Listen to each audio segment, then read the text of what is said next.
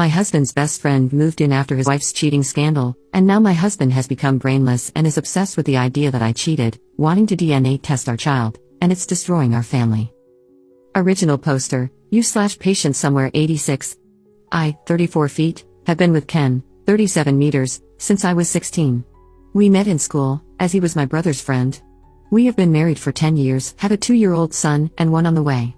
Ken has always been my person, the person you can't picture life without, and I honestly can't remember not loving him. I grew up with him. He's my everything. Unfortunately, Ken has this issue where he takes on everyone else's feelings to heart. I'm not saying it's a bad thing. However, recently his best friend of 20 years just found out that his wife has been cheating on him, and none of the children are his. Obviously, his friend is devastated and is staying in our guest room. He's a nice guy, life just has him down right now. He's started the process of divorce. The more time Ken spends with his friend, the more depressed and distant he's become. Our mornings used to start with me waking up at 6 a.m. with our son, making breakfast, and then around 8 a.m. I would wake Ken up with a coffee and some breakfast before dropping our little one off at nursery and going to work. Ken works from home most days, only going into the office on Mondays. I'd give him his coffee, he'd give me a kiss, and then I'd go off on my happy little way. Then I'd finish work, get our son, and go home, where Ken would be making tea. I'd clean up after while he bathed our son and put him to bed. I thought this was life. It might sound boring to some, but it was my life, and I loved it. Our house was filled with love. We would spend our nights cuddling, talking, and watching a movie. Date night once a month. We would take our son out together on Saturdays, and on Sundays, we'd visit family or have friends over. You get the picture. I'm rambling. Sorry. Anyway, for the past month, things have been changing. Ken is more depressed. I make him a coffee in the morning and just get a mumbled thanks. I'd come home from work, and he and his friend would be in the living room watching sports. I'm now making tea and bathing our son. Neither of them will barely talk to me. We don't go out on the weekends together. I feel like a single parent. I've tried to talk to Ken about it all, but I get one-worded answers. Then he stays up till about 1 a.m., which I know isn't super late, but I'm passed out by then. I'm exhausted, alone, and pregnant. I miss my husband. Yesterday, I came home from work, and you know when something just doesn't feel right? Well, I went to find Ken to see what he was doing, as his friend wasn't in the house, but Ken's car was. He was in his office looking up DNA kits for our son. I asked him why, and his response was, well, I just want to make sure all the kids are mine before I continue looking after them, as I'm not free childcare. This broke me. When I say I'm devastated, it's an understatement. But if he thinks that I've cheated on him, then surely the trust is gone? Is there any going back?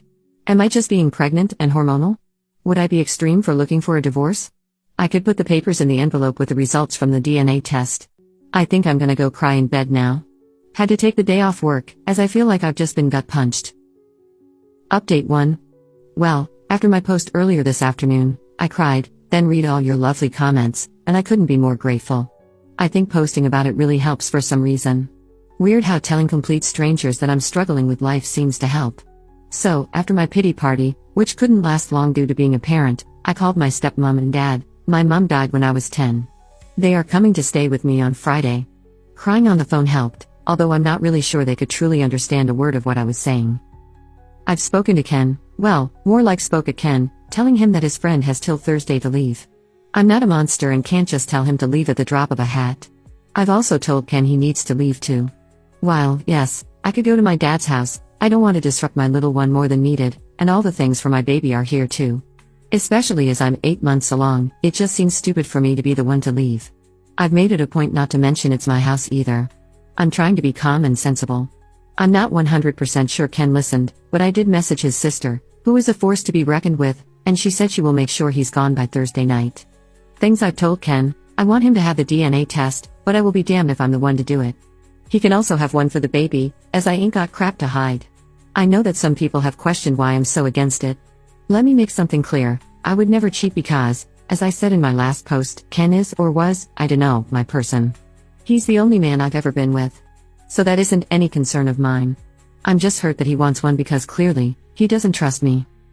So, things I want him to have the DNA tests, mainly so I can make him eat the results, not literally, I'm just venting. I'm also going to suggest couples therapy. I already see one due to losing my mom and my little sister in a car crash when I was little. I want to suggest he sees one alone, but you can lead a horse to water, but you can't make him drink. I don't want to force him to do anything he doesn't want to do. I want him to maintain contact with our son. Yes, he doesn't believe he's the father right now, but that's no reason he should neglect him, as he's his. I don't want to upset my son. Yeah, he's only 2, but still, he deserves all the love from both his parents. He's done nothing wrong. Then, obviously, this one when he or she comes along. Still not sure about the state of my marriage, but even if divorce is what happens, I need to be able to get through to him so he can be the father he was. Am I going insane? Do I sound insane? I don't know why saying stuff here helps so much. Thank you all. Update 2. Hello again. Following my 2 other posts, I will answer some questions. Yes, it is my house. It was left to me when my mum died. I have lived here all my life. I didn't move out because I have a child and one on the way, so why should I be the one to leave? I get that some people believe I was the ass for asking him to leave, but as I was heavily pregnant, have a toddler, and it's my house, I wasn't about to leave. Yes, he could have stayed, but have you tried living with someone who just wants to argue or not talk at all? I'd prefer my child not to live in that environment, thank you. At the end of the day, I'm a mother first and a wife second. If you think that's harsh, then I don't know what to tell you. My children come first, end of. Well, Ken's friend did leave the day I told him he had till Thursday. He wasn't happy about it and shouted some insults at me, which was amazing. Ken's sister came and picked up Ken. I wish I could tell you what she said, but she didn't say anything in front of me, just kept giving Ken death stares. We did get the DNA test for the little one, and Ken is the father, obviously. Ken somehow thinks I've intercepted the results, even though I wasn't the one who did it. I wasn't the one who got handed the results, etc., so he's clearly lost his mind. My dad came over, and while I was making tea, my waters broke. My little girl is here, she's healthy and happy. She was 9 pounds 8 ounces, so there's no concern about anything with her. I'm now a mom of 2. I am home now, and Ken has been to see his baby girl. Although, since she hasn't had a DNA test, he disagrees with her being his because his family doesn't have many girls, even though he has a sister. I just rolled my eyes. I don't really know where to go from here. Ken is refusing therapy. He says there's nothing wrong with him or his brain. I beg to differ. He wants to get another DNA test for our boy but won't tell me when or where, so I can't interfere. Maybe one day he will come to his senses. My dad and stepmom are staying with me for a while to help me with the babies. I'd like to say I'm okay, but honestly, my emotions are all over the place, and I don't know which way is up. Ken's sister visits the babies, and we have an unspoken rule that we don't speak about Ken except when our son asks about him. I wish it was the kind of update where he got the results, saw how much of an idiot he's been, and we moved on, but sadly, that's not the case. I can't dwell on it too much, just take it one day at a time. I do miss my person and worry that he's missing out on his baby girl's life already, which, if I think about it too much, will just make me sit and cry, but I don't have time for that. As always, thanks for listening to me rant. I might update if anything else happens in my life. Right now, I'm still left wondering if I'm doing the right thing here. Is there anything I could do differently? Why are my kids so hard for him to accept all of a sudden? Update 3. Hello again. Things have been bizarre, but now I have closure. I know what's happened to my marriage. I know what scum Ken really is. He's not my person and never truly was. So now, I just want to divorce him, cut my losses, and move on with my life. I'm still at home with my babies, settling into motherhood. My dad and stepmom are still here, but they will be leaving soon once I'm more emotionally stable. To say I'm okay would be a lie, but I now know what I need to do. I have some sort of closure with Ken. I know what happened with him, and I know that it's not my fault.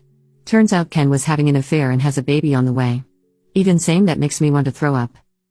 I found this out when a visibly pregnant lady knocked on my door and asked me when I would be leaving the house, as it's Ken's house. When I say this confused the crap out of me, I mean it. I talked to this woman for a while to try to work out what she was talking about. It turns out she's Ken's side piece. Well, technically, in her head, she's his fiancée. A month ago, Ken got down on one knee and proposed to her in my bloody kitchen. Classy, right? So they have been seeing each other for a while. She's having his baby. She believes I'm the ex-wife, and Ken is letting her stay in his house until I get on my feet. We apparently broke up a few years ago, and none of my kids are Ken's. When I go to work in the mornings, Ken goes to her house and works from there. They were waiting for marriage to move in together. How are you trying to marry someone when you're already married? What a weirdo. I asked for proof of all this.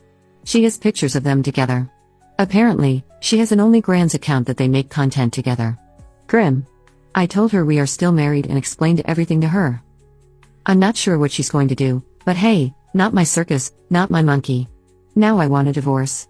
Is it true that once you talk to a solicitor about divorce, they can't represent the person you're divorcing? I want to go around our town and meet with as many solicitors as possible since the first hour is free, so that he has a very hard time getting representation. Is that too petty? The house is in my name only and is protected, so there's no way he can take it.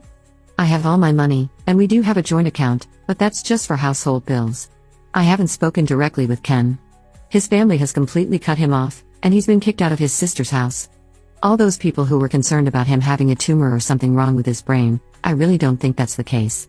I think his actions just caught up with him, as his lies were going to come out once his baby was born. I think that's what happened. He got backed into a corner and tried to fight his way out. Through the divorce process, I will get the court to do DNA testing, so he has proof for both. Even if he chooses not to believe it. I'm mentally exhausted from all of this and sitting here wondering how I didn't notice. Might have to go for an eye test. But honestly, would I be so wrong for just making his life as difficult as possible to get legal advice, or is that too far? I want him to suffer. Update 4. Well, hello there again. I'm okay. I totally just forgot about my ramblings on here, lol. I'm doing okay. I'm officially divorced from Ken. It took a long time to get to this part of my life, and at some points, I actually felt like I was drowning. Both of my kids had a DNA test through the courts, and they are Ken's. He still doesn't believe it. Not my problem, though. Ken is now in prison for domestic harm. I'm not 100% on the details because I wasn't involved. It was his side piece. I'd love to say that sometimes I don't break down in tears and that I'm completely over it, but I'm not. I've now gone back to work though, after my maternity leave finished. I got a promotion. And now I'm used to living with just us three. My kids keep me going, and I'm so proud of them. They go visit their grandparents and dad's side of the family, and they have been so lovely and supportive. His sister is still amazing. I don't really know what else to say. Just that I'm okay. I'm divorced, and my children are thriving. I can't thank Ken for a lot of things, but I'm grateful for my children.